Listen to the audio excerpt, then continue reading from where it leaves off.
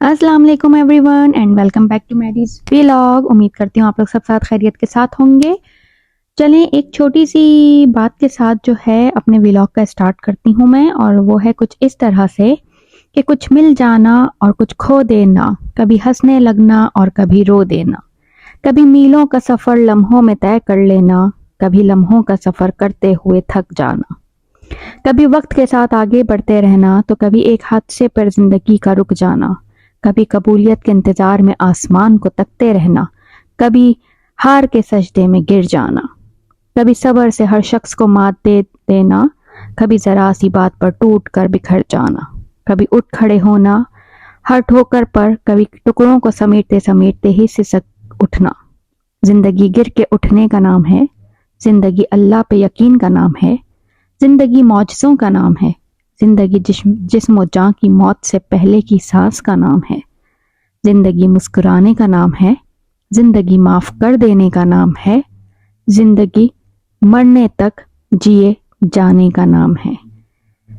जी जनाब, उम्मीद करती हूँ आपको एक छोटी सी शेयरिंग पसंद आई होगी। यहाँ मेरा जो आप ऊपर वीडियो देख रहे थे वो था ब्रेकफास्ट टाइम, और मैं नाश्ता वगैरह सब करने के फ़ौरन बाद जो है वो चली गई थी ये डॉलर ट्री स्टोर, जो कि है $1 स्टोर। लेकिन ज़रूरी नहीं है कि यहाँ पर हर चीज़ $1, पहले होती थी $1 की, लेकिन अब क्या होने लगा है कि डॉलर लाइक $1.50 25 सेंट की जिस तरह से हो गई है। और उससे ऊपर के भी जो है ना प्राइसेस होते हैं, like around I can tell $2 और $3 वाली चीज़ें भी होती हैं। तो यहाँ एक्चुअली हम गए थे लेने के लिए अपना, मेरी बेटी का प्रोजेक्ट चल रहा था स्कूल में, रेन फॉरेस्ट प्रोजेक्ट था, तो उसके लिए बहुत सारी चीज़ें चाहिए थी, तो बस उसी के लिए हम गए थे। और यहाँ क्राफ्ट वगैरह की बहुत अच्छी चीज़ें मिल जाती हैं, तो बस नाश्ता वगैरह यार करते ही बनाते ही सबको देख के क्लीनिंग व्लीनिंग किचन वगैरह से फ्री होके हम फटाफट जो है ये डॉलर स्टोर आ गए थे। ये ऑलरेडी 2-3 जगह से बाय कर चुकी थी, लेकिन कुछ चीज़ें मिली थी, कुछ नहीं मिली थी, तो बहरहाल हमें यहाँ से काफ़ी हद तक चीज़ें मिल गई थी अपने प्रोजेक्ट के लिए। तो हम बस आ गए थे यहाँ पर, और मैं यहाँ आप लोगों को थोड़ा बहुत दिखा रही थी कि कितना अच्छा ये डॉलर स्टोर होता है। तो इन्जॉय कीजिए ये थोड़ा सा डॉलर स्टोर का लुक।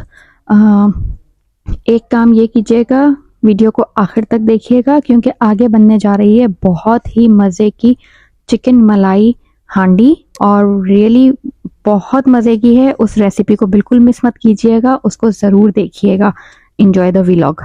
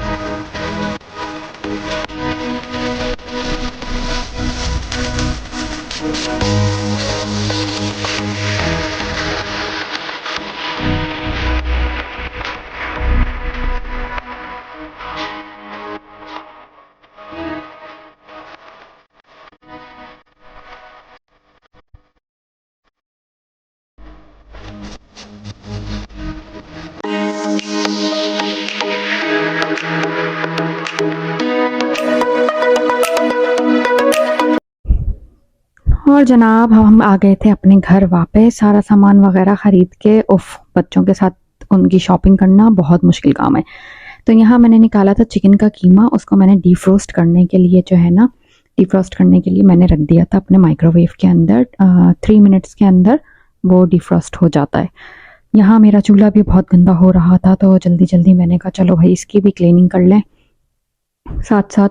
तो ये सब काम यार यहाँ पर इस तरह से चलते ही रहते हैं अमेरिका में। आपको क्लीनिंग करनी है, शॉपिंग करनी है, आउटसाइड जाना है, घर का कोई काम है, ग्रॉसरी करनी है, या आपके कुछ और बच्चों के कोई और मसले मसाइल काम हैं, कोई चीज़ें हैं, तो इन सब चीज़ों का आपको जो है ना, कभी ऐसा होता है कि आपके हस्बैंड्स अवेलेबल नहीं होते हैं, लाइक आप जो है बस इसके इंतज़ार में नहीं रह सकते हैं कि ये काम जो है ना, अब हस्बैंड आएंगे जॉब से तो यही करेंगे ये काम, तो बहुत मुश्किल हो जाता है। तो यहाँ पर इसीलिए गाड़ी ड्राइव करना आनी चाहिए, बहुत ज़रूरी है एक्चुअली, और मस्ट है कि आपको आनी ही चाहिए, क्योंकि आप थोड़े छोटे मोटे काम खुद भी अपने कर सकें, क्योंकि this is the life here ना। इसी तरह की लाइफ है कि आपको जो है ना, किसी के ऊपर भी आप डिपेंड नहीं कर सकते अपने किसी भी चीज़ के लिए। सारे काम आपको खुद भी आने चाहिए।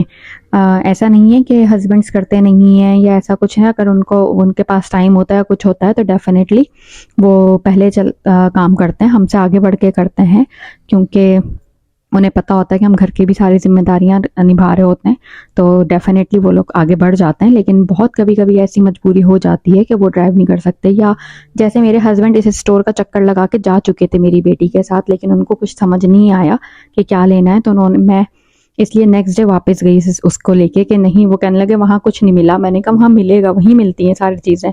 तो फिर मैं अपने बेटे को, जैसे मेरे हस्बैंड आए थे हमारे साथ, अब छोटा बेटा भी इन्फेंट भी है साथ में, तो वो गाड़ी में लेके उसको बैठे थे और मैं जल्दी जल्दी उसकी शॉपिंग करके आई, अपनी बेटी की सारा सामान। तो इस तरह से कॉपरेट एक दूसरे के साथ करते हैं, और कभी कम ज़्यादा भी हो जाता है, कभी हस्बैंड ज़्यादा काम कर लेते हैं, कभी बीवी ज़्यादा काम कर लेती है। तो बस इसमें कोई बहुत बड़ी बात नहीं है, और जो है एक दूसरे को सपोर्ट करते रहना चाहिए, इसी का नाम ज़िंदगी है। एक दूसरे के साथ कदम से कदम मिला के चलना चाहिए, तो आपकी गाड़ी जो है वो ज़िंदगी की अच्छी चलती है। यहाँ पर ऐसा कोई सिस्टम नहीं है कि नहीं ये शौहर का काम है तो शौहर करेगा, ये बीवी का काम है तो बीवी करेगी।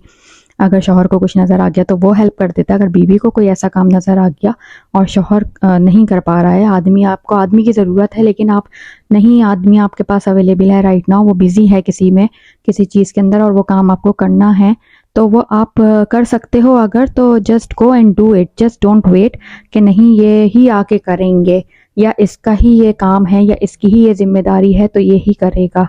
जस्ट डू इट, इसमें कोई छोटा बड़ा नहीं हो जाता।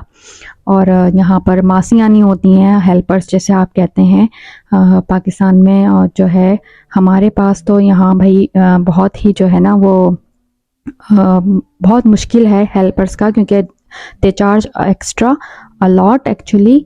तो हम लोगों को जो है ना, हम 4 मंथ में 5 मंथ में एक दफ़ा जस्ट डीप क्लीनिंग के लिए घर की एक दफ़ा बुला लेते हैं अपने क्लीनर्स को, तो वो बस करके चले जाते हैं। अदर देन जो है वो पूरे घर की सफाई है, सब कुछ है, वॉशरूम क्लीनिंग है, लॉन्ड्री है और कुकिंग है, सब चीज़ें खुद ही करनी पड़ती हैं। तो यहाँ आप रेसिपी देखते जा रहे हैं ना, अब इसमें मैंने क्या क्या डाला है, बहुत सिंपल सी रेसिपी है, कुछ ख़ास नहीं था। उसके अंदर मैंने बस डाला था अपना रेड चिली पेपर, और थोड़ा सा जो है मैंने कढ़ाई वाला मसाला यूज़ कर लिया था शान का। हम लोगों को थोड़ी शान के मसालों की इसलिए आदत हो गई है क्योंकि हमारा टेस्ट बहुत डिफरेंट होता है। यहाँ मिलते हैं ज़्यादातर इंडियन प्रोडक्ट्स मसालों के लिए, जैसे रेगुलर जो सेपरेट मसाले होते हैं ना, जैसे red chili powder, turmeric powder, ये सब जो है ना ज़्यादातर, वरना फिर हमें मिलता है शान का या नेशनल का प्रोडक्ट। तो हम उन्हीं का जो है ना, जब प्रोडक्ट लेकर आते हैं तो हम उन्हीं से खाना बनाते हैं। तो अब हम लोगों को शान के मसालों का थोड़ा सा बाहर का अपने पाकिस्तान स्टाइल का खाना का जो है ना वो टेस्ट देने के लिए हम लोगों को थोड़ी आदत हो गई है, यानी हम किसी ना किसी अपने रेगुलर खाने में भी जो है ना 1 आध चमचा पैकेट का डाल देते हैं, जिससे हमें थोड़ा सा जो है ना टेस्ट चेंज हो जाता है। तो मैंने भी बस वही किया था कि मैंने चिकन वाइट कढ़ाई का जो है ना 2 चमचे शायद आई थिंक मैंने डाले होंगे, दैट्स इट, वो डाले थे बस, और कुछ भी नहीं।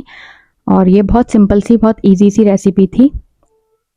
जो ब्लेंडर था, मैंने ब्लेंडर के अंदर जो मैंने उसका मसाला रेडी किया था करी का, उसके अंदर मैंने सिर्फ अनियन डाली थी, हरा धनिया, पुदीना, हरी मिर्च, और उसको योगर्ट के साथ जो है, दही के साथ मैंने अच्छे से पेस्ट बना लिया था, और उसका मैंने जो है ना कड़ी रेडी करी थी।